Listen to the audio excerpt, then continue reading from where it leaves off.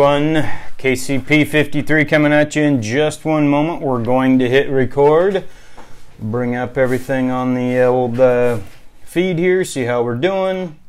Wes is climbing behind me. There we go. We're going to turn that down so we don't get any feedback. Turn that off. That's already off. Okay, kids, we're about ready to go. Wes, you ready to rock? I think so. Okay, here we go. Good afternoon, good morning, and good evening. This is Kinetic Chaos Podcast number 53. I am your host, Will, joined as always by my good friend Wes. Right here I am. He is to my left as usual. We are broadcasting live from the secret underground bunker, the sub as we like to call it. How are we doing tonight? Pretty good. Pretty good? No complaints at all. Yeah, as those can tell, we are broadcasting on Tuesday this week because of some issues with wanting to watch one Drew Brees break a record last night. And that happened early in the game as it was quite a blowout. Oh, yeah. I think the line was like the Saints by 3, and they took care of business by like, what was it, 30 something, close to 30. Very. So, yeah, Bronx, hold on. Bronx, get out of here. You're screwing up the new microphones. Lay down, okay? My goodness, that's good TV, kids. You got a dog there. So, yeah, no, I didn't watch much of it as I was bouncing a little bit back and forth between my Yankees getting smoked like a cheap cigar by the Bo Sox and Drew Brees just lighting him up. He was, in fact, did you hear him on Dan Patrick this morning? No, I did not. He was on there, and Dan had him on talking about what it was like to break the record and whatnot. And, you know, in true Brees fashion, he was very humble, but he did open up a little bit, talking about how excited he was, and he just didn't know when it was going to occur, because 201 yards it's not, a lot for him, but for any NFL team, you're never guaranteed that many yards. So that was cool to see. And the one thing that I really liked about it is that he is such a good guy that you want to see guys like him succeed. Yeah, definitely. And the fact that he's my age, I've been watching him since, he was a freshman in high school when I was a freshman in high school, so I watched him all through his career at Purdue with Joe Tiller, and they were actually fairly decent back then. And then he was talking about this morning when his first preseason game was in 2001 in Miami, and looking up at the Ring of Honor and seeing Dan Marino up there and kind of thinking, how long would it take to get that record, and what a monumentous achievement that is. And so it was pretty cool. And I guess he gets people walking up to his house. Like, I don't know if he was joking when he told Dan this, but there was a family from Hawaii at his house last night waiting for autographs. No. Nice. I'm like, wow. I don't know that I would be completely down with that. Yeah, it's a little much. Yeah, probably more than a little much. So, well, as always, we start with something good that has happened to us since the last broadcast, which was last Thursday if you're watching, Friday if you're listening. You got anything going? Yeah, just what we did this weekend. Yes, my wife indeed. Tia and I went with your wife Kim and yourself to an antique festival up in Chehalis, and then Chehalis, Washington. On the way back down, hit the casino and had some nice dinner. Yes, we had a very nice dinner, and we were a little early for the gigantic melee that occurred at the casino. I was on the Clark County Sheriff's website Sunday morning, and they were talking about how they had 3 fights at the casino that night. Yeah. One in the viewing event. And it's weird because the Colombian didn't pick that up. I had to go on ALNA's comment section on their Facebook page. There's a bunch of people talking about it on their Facebook page. Really? But no news. I checked all the news stations in Portland, the Colombian, everything. Nobody else picked up on it for some reason. I don't know why. Really? Yeah. That's kind of odd. But yeah, there was a fight in the event center, and then there was one in the 360 bar where somebody, I guess, got crushed upside the head with a bottle. And then there was reports of a fight in the high roller room. Yeah. As well. So the bad thing was that we had a really bad accident that night out in Brush Prairie, and 2 people died, and there was somebody caught in the car, and it was, they were having trouble getting them out, but the resources were being split between the two, and so we got a bunch of knuckleheads causing, you know, distress because they didn't have enough ambulances for that big wreck. But well, anyway, yeah, a good thing that happened to me was that was awesome, and we had a great time. But we got some new microphones for the setup here, and just a few hours ago. So now those that are watching us on Facebook, as I look into the camera, we now have new little microphones that we have clipped on our lapels, as you do, or I have on my sweatshirt, because you're dressed much nicer than I am. And so, yeah, that's pretty exciting. We just stepped things up a little bit. Hopefully the folks that are watching have a better audio experience, which I hope. From the little sound check that we did, it sounded pretty good. Yeah, it sounded darn good. So rather than having to put up a whole bunch of sound dampening equipment, now we've got a microphone. So we're even more attached. There you go. Yeah, so when Wes does tethered. Tethered. That's exactly. We don't want to play tether ball, though. So we've got a good news story here that I actually haven't read this one yet, but an Uber driver's chance encounter with an engineering student has led to new hands for his daughter. Yeah, this is a wild deal. This is something that could affect me. You know what I mean? There you go. Yep. So this is an Uber driver that was making his rounds, doing his thing, and picked up a guy who turned out to be an engineering student at Notre Dame. Really? And they got to chatting while they're driving along, and I don't know who mentioned it first. I think the passenger, this Notre Dame kid, asked the driver about his family or whatever, and he talked about his daughter that was 11 years old, and she was born with hand deformities, and she only has one finger on each hand. Really? And so the engineering student's like, well, ironically, I work for a firm that we do 3D printed hands. No way. And so they got to talking more, and the guy's like, yeah, we've been doing testing on adult size hands, but we want to start doing testing for juvenile size hands. So, you know, would you be interested in having your daughter come work with us so we could test fit hands on her and, you know, play around with stuff and see if we can get stuff to work?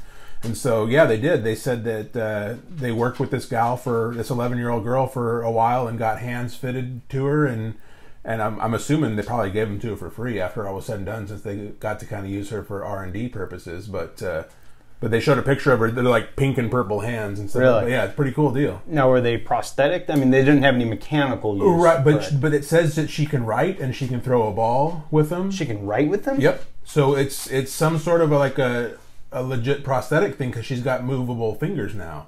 So she can hold a pen and write, and so she can throw a baseball. This is something that I actually may have to check into, because she may have the same deformity. And for those that don't know, I don't have, or haven't watched, or don't know that I have one hand. I don't have a left hand, and that's because when I was in the womb, I punched through it. And to heal the wound up, my mom's body basically closed around my fingers and sealed off the leak, for lack of a better word. Yeah.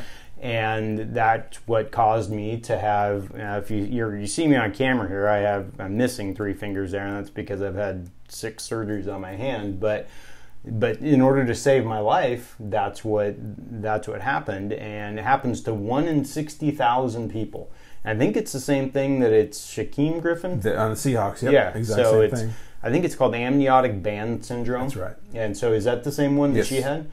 But the girl, I don't know about the girl. Okay. I thought you meant Griffin on the Seahawks. I knew that's what he had. And it's, like I said, 1 in 60,000. I've always known I've had fairly good odds at hitting stuff. But yeah, that was a big one I hit there. Yeah. It's probably the best odds I've hit in a long time, maybe in my life. So no, that's cool. And, you know, when I was younger, and not to go on to this too long, but just to give you a little background, they looked at transplanting when I was going through all these surgeries at Shriners Hospital, transplanting one of the bones out of my pinky toe into my pinky on my hand. And that was the reason. I mean, I have had my thumb turned, or basically about 30 or 40 degrees.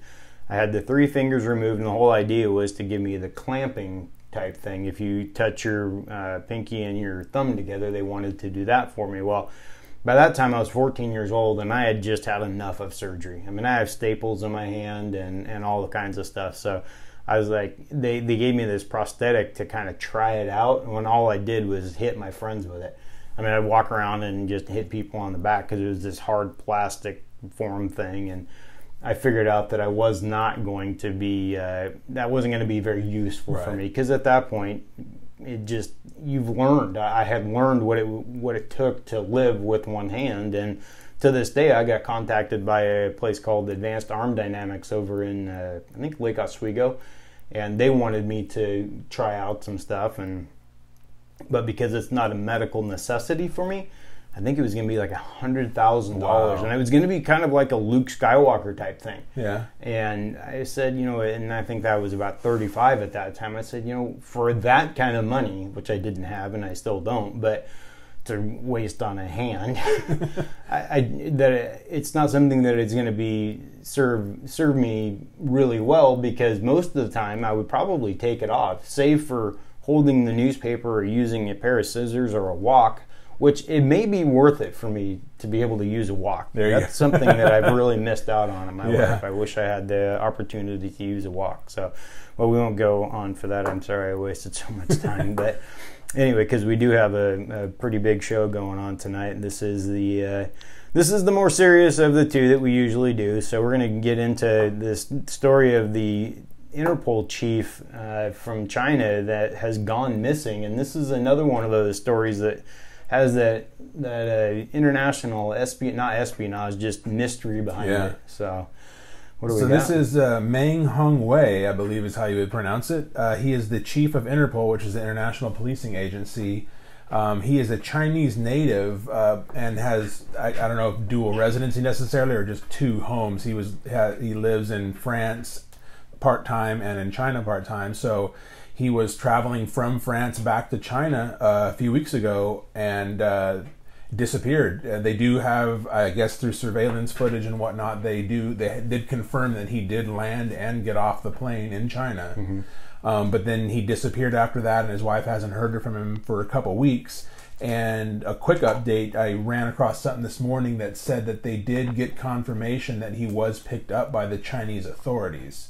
So, because I guess there was some, potential scandal in how believable it is versus how much the Chinese would trump up charges for, whatever reason. So evidently he now is known to be in custody of Chinese authorities. But it's kind of interesting. You've got the top dog of an international police agency that has been taken into custody by Chinese police. So. Yeah, and the one thing that I found interesting was that the last communication that he had with his wife was sending her a text message with the emoji of a knife. I didn't see that. That was the last communication that they had, because I believe he was flying from Lyon, France, back to, I don't know if it was Shanghai or where it was. Beijing, I believe, yeah. But yeah, the last thing that he sent her was the emoji for a knife, and a couple minutes later, he wrote a message that said, "Wait for my call."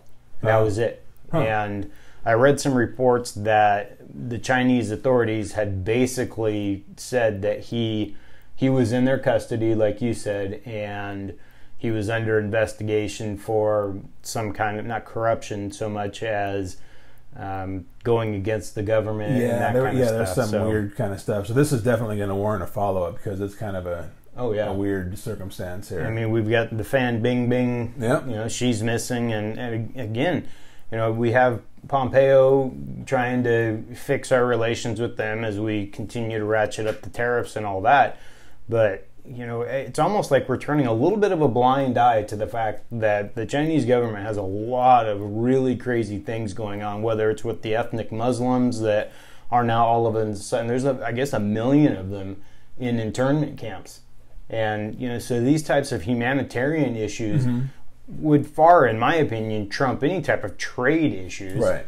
But what are we always concerned with? Money. Yep, exactly. And it's unfortunate. So yeah, we'll try to update you guys on that as the stories unfold, both on Fan and on this guy. So, number 2 here, we've got unemployment has reached the lowest level since 1969.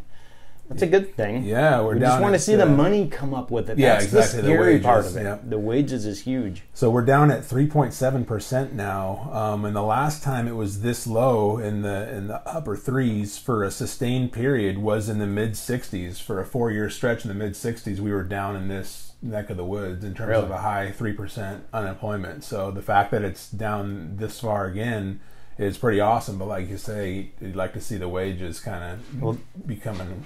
That's what really shows us whether it's the economy is going to be able to deal with all the inflation that we've had, and we've seen interest rates coming up, which are a natural reaction to the inflation, and usually you are seeing the wages come up with the unemployment rate going down, but we're not seeing that this time. Right. We're seeing the wages being, they're not flatlined, but they're not going up to the level that we really want to see them. And so it's one of those things, it's kind of a barometer of how well we're going to weather an impending downturn in the economy, which, as we know, is going to come.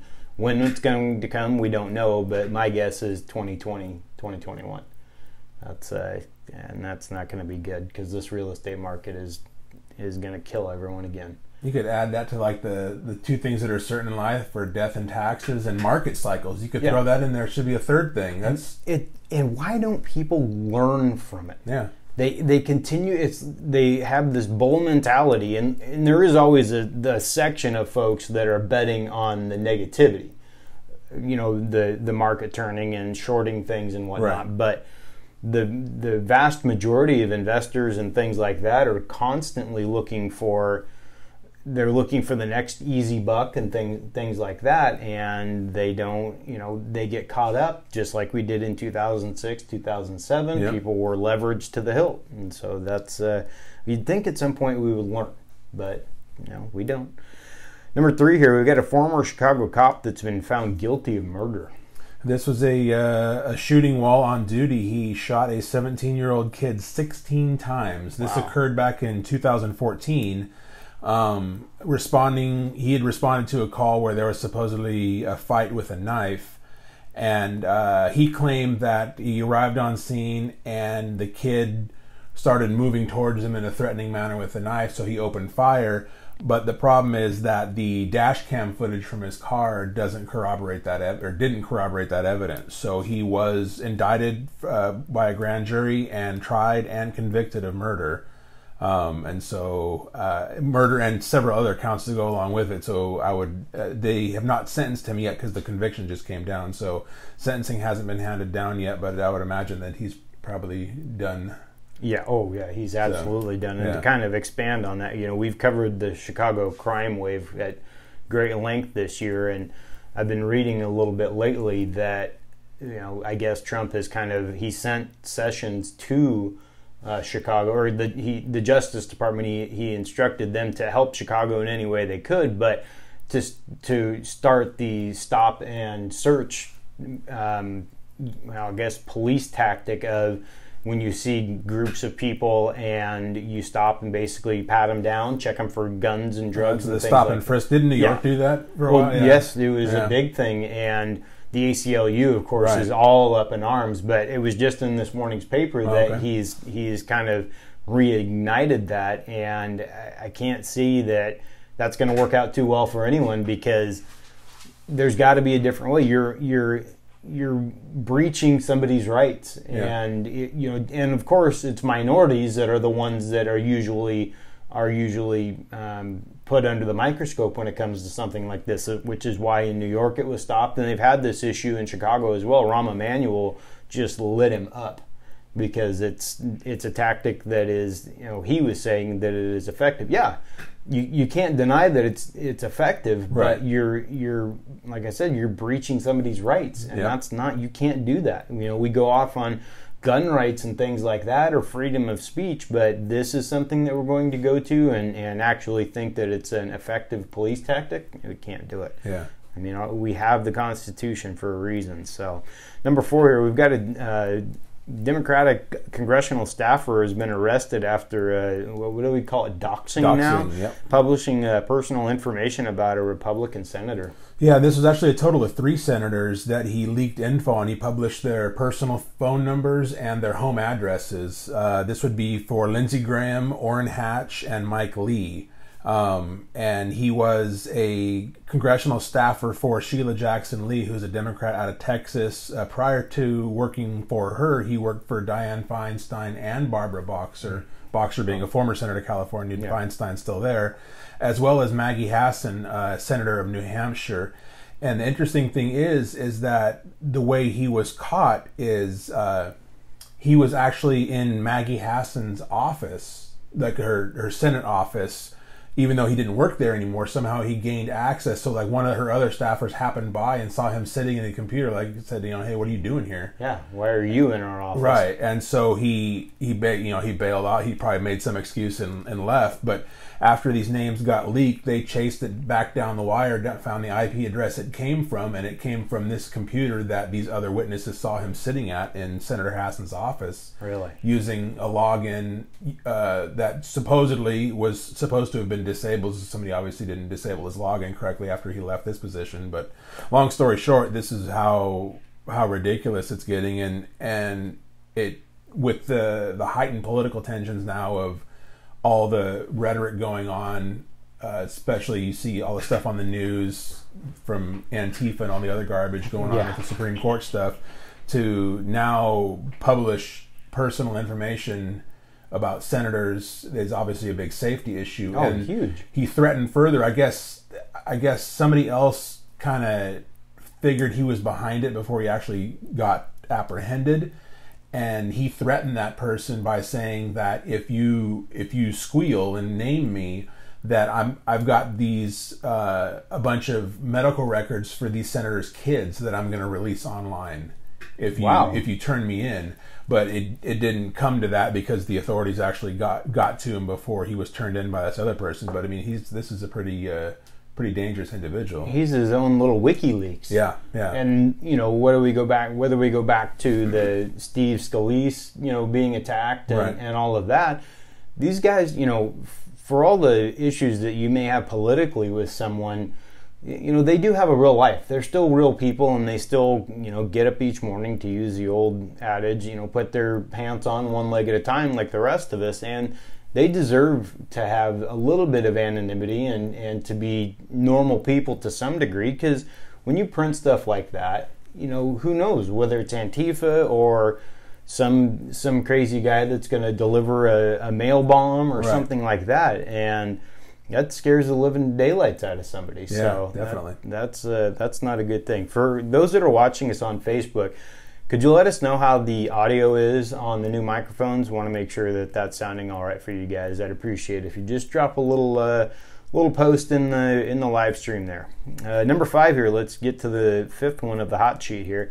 Some big box retailers are expanding their toy sections for Christmas after the demise of Toys R Us. But isn't Toys R Us coming back? There's a side note to that, because some of the creditors have decided that maybe they want to pool their resources together and try to reignite the brand and bring it back, which is a horrible move because obviously they couldn't make a go of it in the first place, and as we know, market trends are shifting away from brick and mortar and online. So why you would want to revive a brand that that already went down the toilet? Why you think you can do it any better than they did when the, like I said, the market itself now has shifted from physical store locations to online. But anyway, so now that Toys R Us, at least for the time being, is no more, retailers are trying to capitalize on that, on the toy side of things going into Christmas. So Target and Walmart have both expanded their physical footprints of their toy sections in store. And Amazon had an interesting thing, and it makes perfect sense because we know Amazon bought Whole Foods. Yeah. So now Amazon... And the rest of the world. Yeah, exactly. Now Amazon is going to have employees hand out toy, like the old school Sears toy catalog like you used to see way back when you were kids. They're going to have Amazon toy catalogs. They're going to pass them out at Whole Foods. Really? All the shoppers coming into Whole Foods are going to get Amazon toy catalogs. Hey, that's not a bad idea. It's smart. The next thing, though, is we're going to have drones flying, dropping leaflets with, the Amazon version of Jeffrey he's not kangaroo, he's giraffe. A giraffe. Yep. Jeffrey the giraffe. I think that's really why they want to bring Toys R Us back, though, is they enjoy the giraffe and that it was their jingle. Toys R Us jingle was, we all wanted to be Toys R Us kids. Yep. And it was, to some degree, back in the quote-unquote old days. I can remember going and buying a new Nintendo game And it was so exciting because you would pick that slip up off the thing because, they were $60 or something, just like they are now. And you'd go to the cage and they'd give you your Super Mario Brothers 12 and you'd be so excited and it was all wrapped up and it was a big experience. But now it's just a click away and off you go. You've got your toy in a couple of days. But that's I don't know. I'm sure there's some business artist that is good at turning around companies that thinks he can flip Toys R Us their fortunes and bring them back. And I mean, with the Walmarts and, like you said, the Targets and their shift to online, having the ability to go in, and there's interest in, especially with toys, that tactile, you get to actually see it and see what it's about. Well, and that's for parents like us. I mean, we want to go in and see what our kids are going to be playing with, whether it's something that we think they're going to enjoy, or because as much as we love online, it just isn't the same. You don't get to see what that feedback that you get from touching it and seeing if little Jimmy and Joanne are going to actually enjoy playing with their Barbies and G.I. Joes. Who's going to play with it? Well, in 2018, we don't know. We don't know. Well, we got a flashback follow-up here, and that's that Ford's going to cut some jobs in an attempt to improve profits amid the tariffs. Yeah, more tariff time here. Tariff talk. We had talked about this on the previous show, I believe it was the previous show, that the Ford CEO said that the tariffs were going to cost them $1 billion in profits every single year. And we talked about it at the time that doesn't stop there. It trickles down and it costs people their jobs. If the company itself is losing money or the profits are shrinking, they're not just going to eat that. They're going to have to cut payroll somewhere else to try to save profits. And this is exactly what we got now. So Ford did announce they are laying off. They didn't announce how many, but they will lay off a number of salaried workers to try to get their profits back up due to these tariffs. And with the salaried workers, we know that means that it's not going to bother the unions. The assembly line guys, The assembly line guys are going to, because I was, when I was checking this out, I was kind of thinking that maybe this is a little shot across the bow of the unions because you want to talk about a setup. In terms of good wages and health care, and they're up there. Auto workers are up there with longshoremen in terms of amazing benefits and stuff like that, and a union that wields power that is few and far between these days when it comes to unions. So that's we hate to see the fact that these tariffs are having, we were talking about China just a little bit ago, are having an impact here at home. People are going to lose their jobs, and this is middle management, which is typically the first meat to get cut from the cow when it comes to to the corporate profits and things like that, because you can live without a middle manager, unfortunately. Because the workers that are actually putting the products out and the designers and things like that, which are high dollar guys, they're going to be safe. It's the people that are managing them that you can cut the fat if you have to. So, and as we talk about a jobs report that came out that says we're doing incredibly well, this is just showing you the power of those tariffs and how bad they really are. Well, number one, we've got the trifecta time here. Number one, Brett Kavanaugh has been confirmed and sworn in. Yesterday was his first day, and I saw a big picture. So this the circus, or at least the first part of the circus, is finally over. That being the hearings and all the other garbage that went along with it, all the theatrics is done. He was confirmed 50-48. The reason for the discrepancy in the voting numbers is that Senator Daines of Montana already had plans to be at his daughter's wedding that day, because this confirmation vote got pushed so far out in the future that it ran into his plans for his daughter's wedding.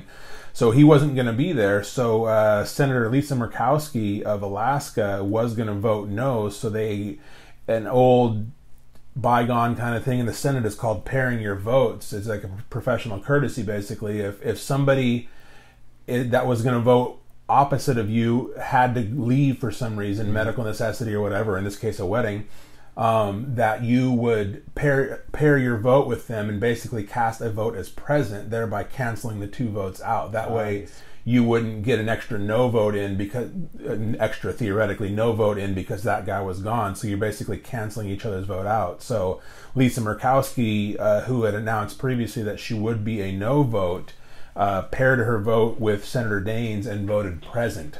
So that's why instead of a 51-49, it was 50-48, because Daines brought the yeas down from 51 to 50, and then Murkowski on the nay side brought it down from 49 to 48 by voting present instead. So that's why the numbers are too short of 100. And like you said, this is just the beginning. And I'm sure the impeachment talks have already started, and they're going to come after him with all they can. And that I'm pretty positive 99.9% would never happen. You go back to the Clinton thing with the impeachment. You can impeach somebody, but the actual physical removal from office or from their position takes a 2/3 majority, and there's no way they're going to ever get 67 senators to vote to remove Kavanaugh. Not in a million years, when they just had a vote to confirm it. Right. I mean, what are they going to bring out that hasn't been already dug up from all the graves that could actually cause that to happen? I can't see that.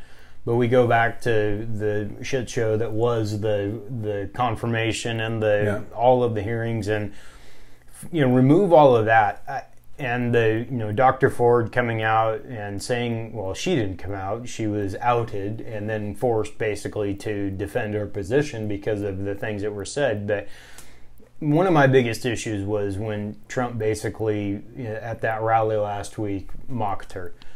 I mean, remove all of the other stuff from this. When you talk about women and their desire to keep things under wraps and not talk about it, when you have the president, again, remove all of the politics, all of that. I'm talking about a man and a woman making fun of somebody that didn't want to be in the position in the first place.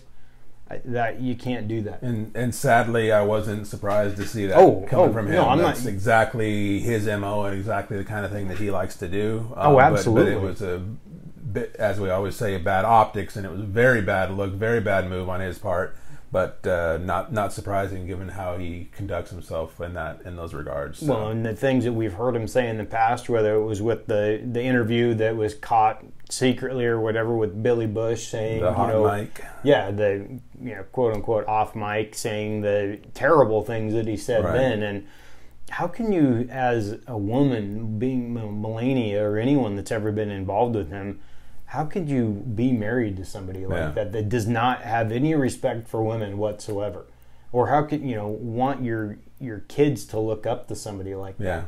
Again, you have the camp that says, he's the president and we want to look at him as a president and what he does there, but this is part of it. This is, people look up to him, and when you see him saying things like that, degrading women, again, remove all the politics from it. It doesn't matter if it's Dr. Ford or if it's, Jenny on the street or something like that. You have to have some kind of respect for women. And again, we've politicized something that should not have been politicized. It was at a rally and all of that. So, and part of being president is policy and your diplomacy and being a statesman.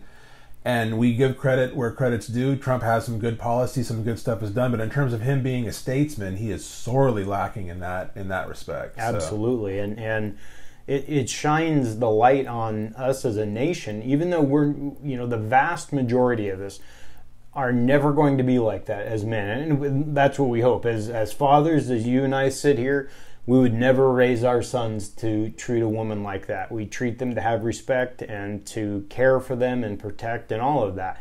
And then they go to school and they see the president saying things like that, or on YouTube or whatever it may be. Well, if the president can say it, why can't I? And then you've got to have that discussion with them. And it may not be today, it may be in 10 years. Right.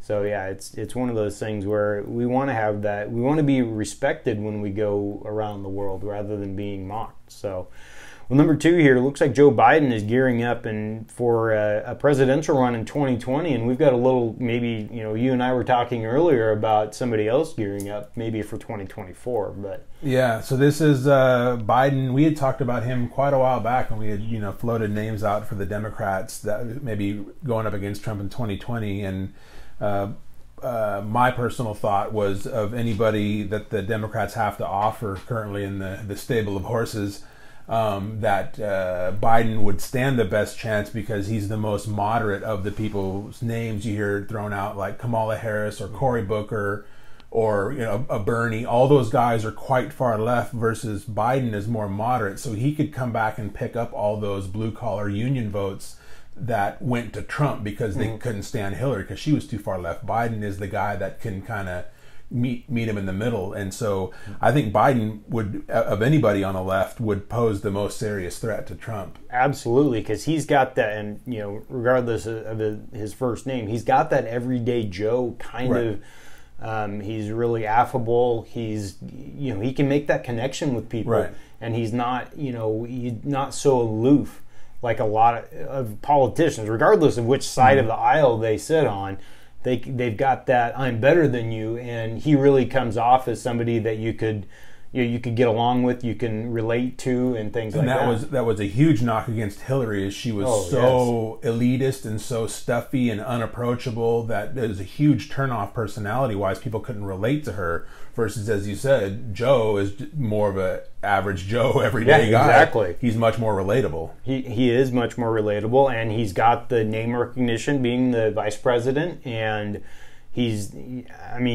I think that he does have a legitimate shot at getting the nomination for the Democrats. Yep. Who knows? I mean, we're still a couple of years away from that, but we're going to start that machine up in 6 months. We're going to be going hot and heavy. It's going to be go time. They're going to start rounding up the candidates and start paring stuff down. So yeah, it's it's just more fodder for us, but. And maybe that'll be something that's kind of a nice thing to alleviate some of this negative, because then we can just trash on all of them. Yeah. Not that we want to trash on anyone, but more along the Saturday Night Live line of making fun of them and having a little bit of a joke at their expense because of what they because when you got 15 people for each side up there at these debates, comedy must ensue because it is hilarious to get them all together. It truly is a clown show. So, number 3 here, we had this story in the hot sheet, but after a little discussion yesterday, this is a serious story. It's a story of the 20 folks that unfortunately lost their lives in a limousine crash in New York this weekend, and not so much that it wasn't something that that wasn't good for the hot sheet as much as just talking about the safety and things like that when it comes to limos and how sad it is to these folks lost their lives and the kids that they left behind and things like that. Yeah, so this happened in upstate New York, about 40 miles west of Albany. It was a limo that was coming down a hill and basically to like a T kind of intersection and blew through the stop sign and hit a couple of parked cars and ended up going over an embankment into this kind of wooded area. There were 17 people in the limo, including the driver. So the driver plus 16 passengers, all of them were killed. And then there were also a few people outside as well. So death toll being 20. And as this is now more and more starting to come out, I guess this company has been in quite a lot of trouble before. I think they have like a fleet of 4 or 5 limos, and all but one of them have failed inspection this year. And this particular limo had failed inspection last month. Yeah, it failed inspection last month, and evidently they were this group of 16. I guess I'm sorry, it was 17 plus the driver. So this group of 17, they had rented a party bus originally, and the bus broke down. And so they substituted and gave them this limo instead. And this limo is a 2001 17-year-old limo. That is extremely old for a car. I mean, obviously, a limousine being stretched out with the extended frame, that it's not designed for that. There's a lot of extra metal fatigue, a lot of fatigue that goes on. So to have a vehicle that was technically weak from the get-go by modifying it like that and have it be 17 years old, that's a huge liability. It's a huge liability, and something that I learned when reading about this story on a number of different sites and in the newspaper was that there are different rules for limousines that are manufactured in a factory. Right. Because we've got limos that come off the assembly line as a limousine. And then you have these that are chopped and later they're on extended. and extended, yeah. And I can't believe, and I'm sure we're going to see this change as this, more the investigation continues on and they wrap it up, where you're going to have, because all of the safety mechanisms like airbags and things like that were removed. And we're going. I mean, you got to at least look at it. I'm not always big for government involvement in things, but sometimes we have to protect ourselves from the people that are supposed to be protecting us. Right. And in this situation, a company like this that made fairly egregious mistakes, knowing that these limousines failed inspection, yet because of money, they put them back on the road. And these folks did everything right. They knew they were going to be out drinking. They wanted to be responsible. Everything that we preach that we want people to do, they did right. And because a company thought that I don't know if they were above the rules or whatever, but we also need to look at the traffic situation at this intersection, or where they went through. This intersection had so many incidents with wrecks that they had banned 18-wheelers on this section of road.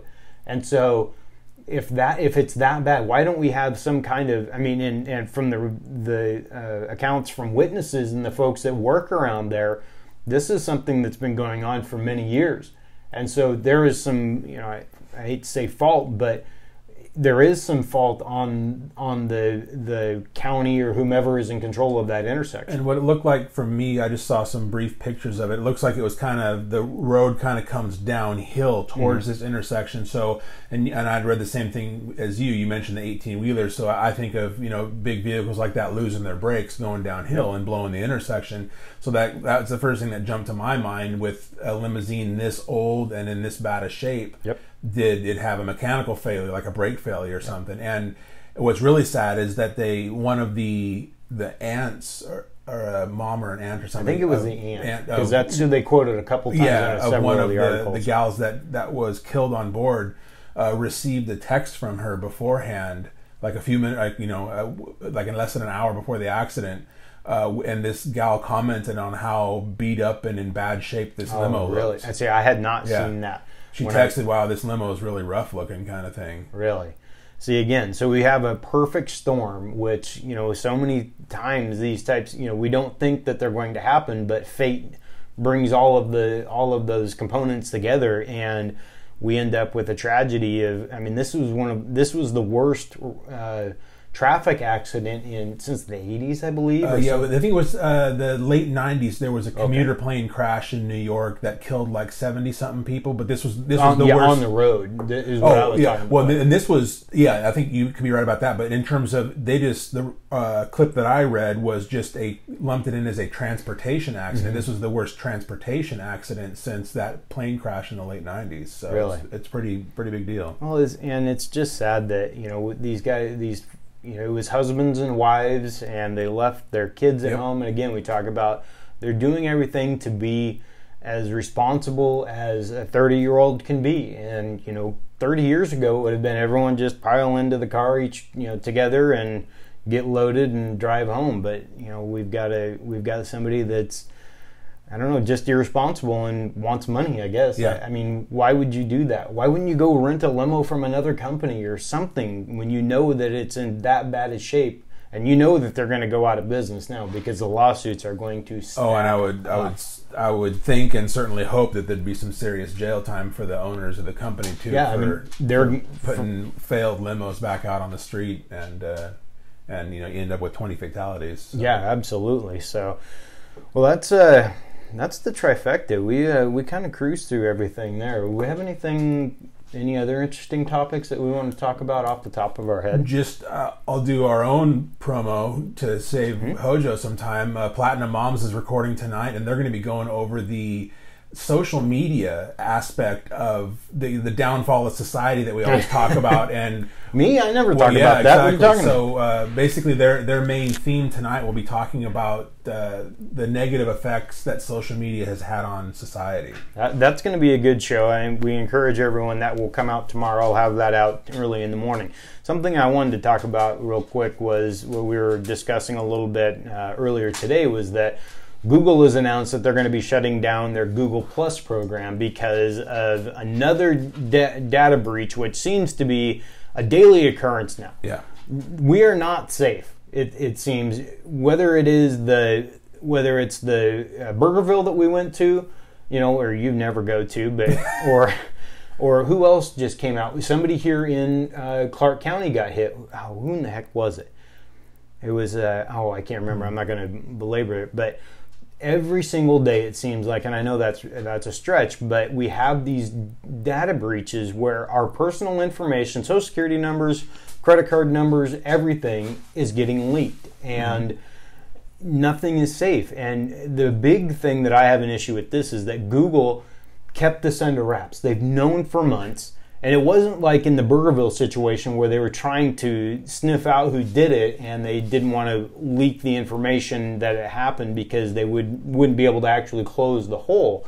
This was just a money grab, basically. They didn't want Wall Street to basically, trash them. Right, exactly. They didn't want to take a hit financially, yeah. And that is the biggest issue that I have with all of social media, with the money that's behind this stuff and just the greed. They have no care for us, as much as they say that they're for the free society and spreading information and all that kind of stuff. It comes down to they need money. They don't need it. They want it, and they'll do anything to get it. They'll let us hang out in the wind, and who knows? I mean, I just had my debit card stolen a few weeks ago, or the number stolen, and what a pain in the ass. Mm-hmm. I mean, I got all the money back and everything, but it was from a credit card reader on I-5 up by Ridgefield, and so that's just. I mean, I'm a nobody, and it took me 2 weeks to go through all the rigmarole and get stuff turned in and go fill out paperwork and go here and there. And now we've got, a major company, one of the biggest in the world, who's holding it under wraps, letting us flap in the wind. What was it? 500,000 folks had their stuff exposed, and they don't even know the extent that we were exposed. That's the worst part of it as well. We don't even know what to look for. Right. What part of our online, and Google controls so much of our information online, whether it's search, whether it's credit cards, again, things like that it's just it's a mistake on their part that hopefully will cost them in a way that I don't care about a fine, because money doesn't mean anything to them when it comes to that kind of stuff.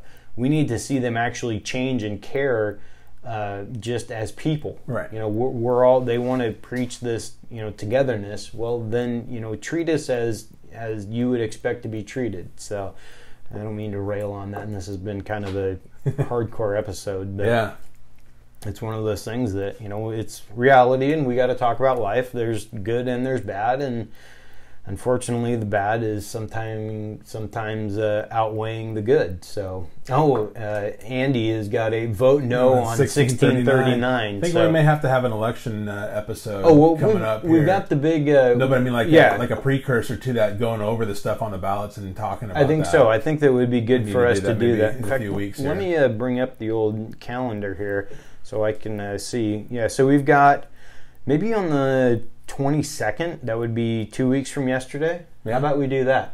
Let's get the ballot measures up, and we'll give you guys some information. We'll give you, our take on it and whatnot.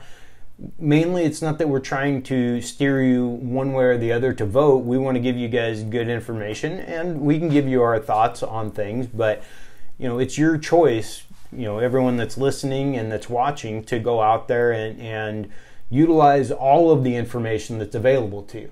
And what's important to me too is, I agree with you, not like we're trying to sway votes necessarily, but what's important is that all the big money that's spent on, or most of the big money that's spent on politics, you see, is for the candidate races. Mm-hmm. You don't see a lot of talk about the initiatives and the ballot measures that come before you. So a lot of people I know will open the voters pamphlet when it comes time to vote, and they're faced with all these ballot initiatives that they've never even heard of before. So they're just reading about them on the fly and trying to make a decision on the spot. Well, that I think, and I like to to talk about that kind of stuff because it isn't talked about that much. So well, and just the voting process in general, and now that here in Washington, it's all mail ballots, and what it means to vote, how serious we need to take that, and not to go and just listen to what we see on TV. Because now, I mean, the one thing I've really been seeing is the negative ads stepping up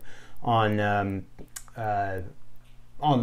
television. Yeah. I mean, between say Carolyn Long and Jamie Herrera Butler, that's pretty crazy. The amount of and they just went negative just a few days ago, it seems, but you can't escape them. It was just yesterday, I think I saw the first one, and it was kind of a not a roller coaster, but a snowball effect. They just kept coming, and I don't really so much like to see the negative as much as I want them to give us information. That's good, but the negative vibe that they give you is that's not real good. I mean, exactly.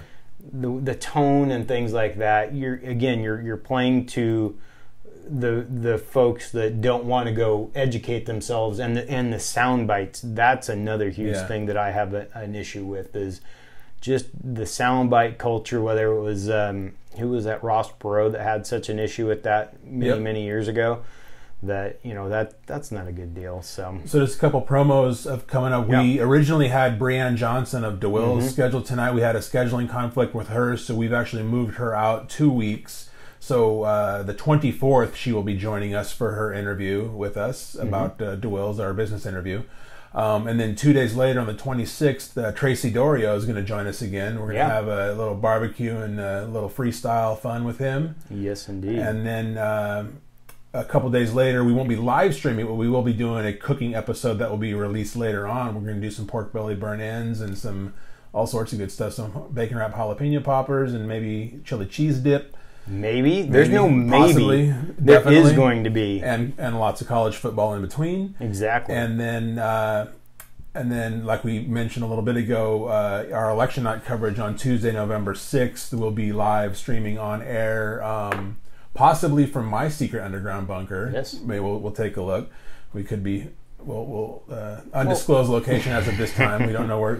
Anyway, so we've got that coming up, and then I think we just kind of decided on the fly here. We'll do a precursor to the election night coverage, and we'll run down the ballot measures. I think we can probably safely not really talk about. There's no need to talk about the candidates because they kind of speak for themselves, and we see ads for them. But I think it is important for us to talk about the initiatives and ballot measures that come up. And in the when we do the post, the show, when I put the show out on Facebook and on our website, www.kineticchaos.com, I always give a rundown of the links of the stories that we talked about. So we'll have links on there so that you can go read these things for yourself and get the actual story behind them, because there is quite a bit of history and things like that that's available. Especially for something like 1639. You need to educate yourself as to what that is and what it means to you as a voter. Mm-hmm. And so another thing that I wanted to also let you guys know is we're tentatively scheduled to have Jessup Moore, who is a UFC fighter and MMA fighter. He's not with UFC yet, but he's going to come on, barring, in fact, I was kind of discussing it with him today. He is also a trainer for the UFC fighters, and if one of his fighters gets cleared for a fight, he's going to be flying to Hawaii next week to train.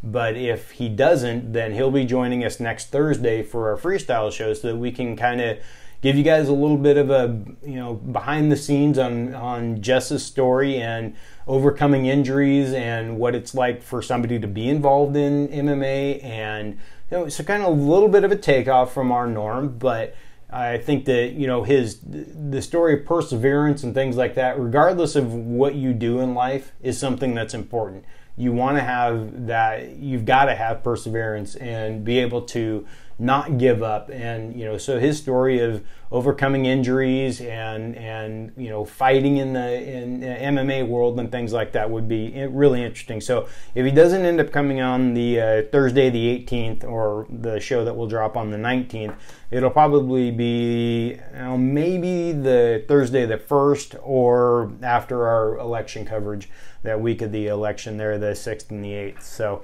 those things are all coming up. So we've got a lot of fun stuff going on. It's going to be awesome. I do believe that I'm safe in announcing that we're going to have a little bit of a press coverage this Thursday in the Kanaswa Post-Record. I believe Dawn has completed her article on the KCP family, and that will be printed on Thursday. So we'll have that in Friday's show notes and kind of just talk about that whole thing. It's pretty neat for us. Yeah. This came about because of a photograph she took of Wes and I at the Camas Days Parade. So it's exciting for us. They say any press is good press. You bet. But I don't always subscribe to that, but in this case, it's exciting to just see us grow and be acknowledged, and that's kind of fun. So, and it's all about the team. I mean, we got a lot of people, great people that are involved in this and work really hard. Shout out to the whole KCP team. So thank you guys very much. So yeah, look out for that and some other fun stuff coming along too. So you got crunch time? I do. Good. I can see you're waiting with bait breath. We kind of fish breath. Yes. Yes.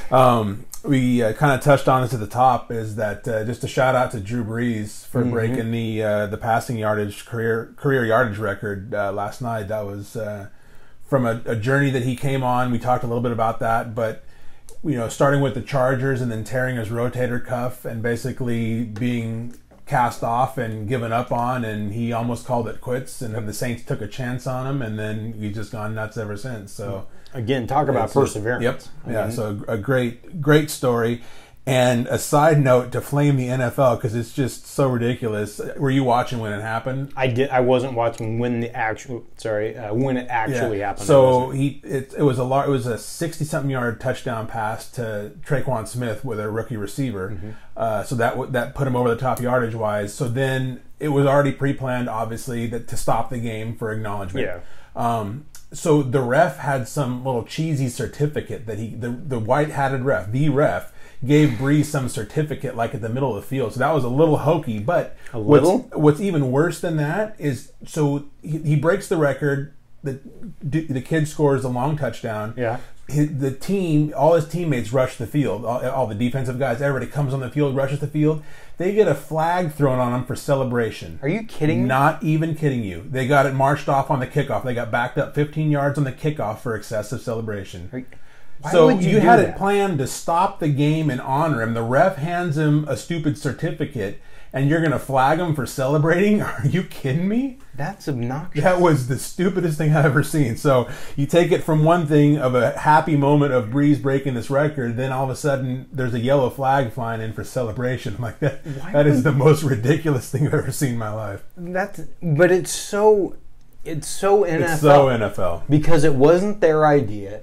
And they've got to go by the rules and all of their incredibly subjective rules that they live by. Yeah. Just to make, I think that they actually do this just so that the morning talk shows on ESPN and NFL Network and all that have something to talk about. Yep. I honestly do, because whether it's the falling on the quarterback with all your weight or whatever it may be, they come up with these crazy-ass rules that, I mean, even the poor refs, I kind of feel sorry for them. Yeah.